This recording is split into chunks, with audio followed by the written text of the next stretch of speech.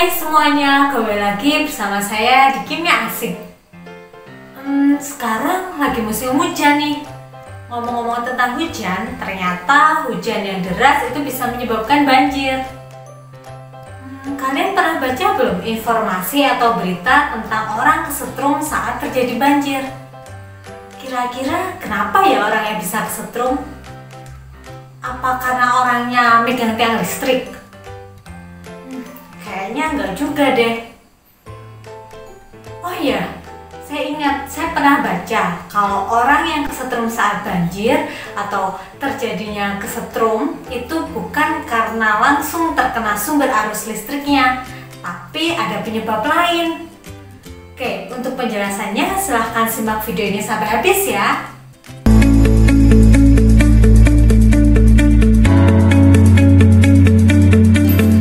Pertama, silahkan perhatikan gambar ini ya. Apakah kalian pernah melarutkan gula ke dalam air? Ternyata kita sudah pernah membuat larutan. Nah, jadi larutan itu adalah campuran homogen yang terdiri dari zat terlarut dan zat pelarut. Nah, berdasarkan daya hantar listriknya, larutan itu ada yang bisa menghantarkan listrik yang disebut dengan elektrolit, dan ada yang tidak bisa menghantarkan listrik disebut dengan larutan non-elektrolit.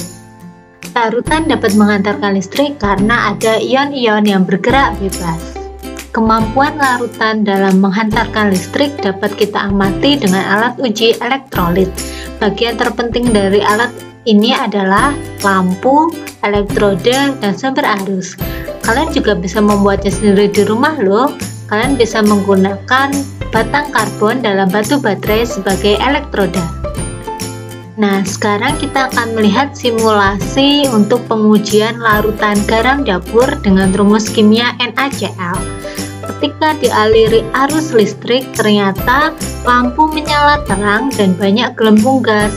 Hal ini menunjukkan bahwa larutan garam dapur merupakan larutan elektrolit kuat yang dapat menghantarkan listrik. Hal ini terjadi karena larutan NaCl terurai sempurna menjadi ion Na+ dan ion Cl-. Karena terurai sempurna, maka derajat disosiasi atau alfanya sama dengan 1, dan reaksinya ditandai dengan tanda panah satu arah dari kiri ke kanan. Jadi, di dalam larutan NaCl tadi akan terurai menjadi ion Na+ dan ion Cl-. Ion-ion itulah yang akan bergerak bebas dan akan menghantarkan arus listrik.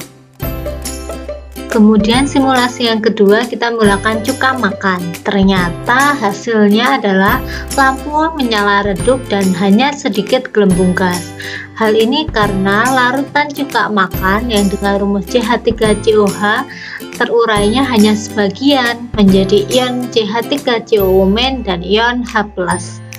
Nah, karena dia terurainya hanya sebagian, maka derajat disosiasinya lebih besar dari 0 tetapi kurang dari 1, dan ditandai dengan tanda panah bolak-balik dari kiri ke kanan dan kanan ke kiri. Larutan yang seperti ini tergolong larutan elektrolit lemah. Berikutnya diuji adalah larutan gula. Ternyata ketika dialiri arus listrik, lampunya tidak menyala dan tidak ada gelembung gas. Hal ini disebabkan karena larutan gula tidak bisa terurai menjadi ion-ion, sehingga larutannya tidak dapat menghantarkan arus listrik, disebut dengan larutan elektrolit dengan alfa sama dengan 0. Nah, di sini adalah tabel contoh-contoh larutan elektrolit kuat, lemah, dan non-elektrolit berdasarkan ciri-cirinya pada elektroda dan nyala lampu. Ternyata larutan-larutan itu juga tergantung pada jenis senyawanya. Nah, di sini bisa kalian perhatikan ya, untuk senyawa ion, senyawa kovalen polar, ternyata wujudnya juga mempengaruhi daya hantarnya, baik itu padatan, lelehat, maupun larutan. Nah, sekarang bagaimana jika garam dapur yang dilarutkan ke dalam air jumlahnya berbeda? Nah, di sini ada contoh 2 gelas yang berisi 200 ml air ditambahkan garam dapur dengan jumlah yang berbeda. Ternyata yang lebih banyak garamnya akan membuat larutan lebih pekat, sedangkan yang lebih sedikit larutannya lebih encer. Larutan elektrolit yang lebih pekat memiliki daya hantar listrik yang lebih besar daripada larutan yang lebih encer. Nah, kepekatan larutan dalam kimia disebut dengan konsentrasi yang biasa dinyatakan dalam persen atau molaritas. Misalnya di sini ada cuka makan tertulis 25%, berarti kepekatannya atau konsentrasinya 25%. Kemudian misalnya larutan natrium klorida konsentrasinya 0,1 m. Nah, konsentrasi itu juga mempengaruhi daya hantar listriknya. Nah, jadi untuk kasus yang banjir tadi, ternyata air banjir merupakan penghantar aliran listrik. Jadi air banjir mengandung ion-ion yang bisa bergerak bebas sehingga termasuk larutan elektrolit.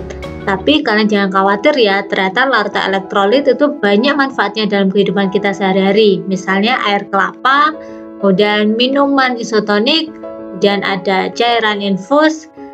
Kita juga bisa menyalakan lampu dengan menggunakan buah-buahan.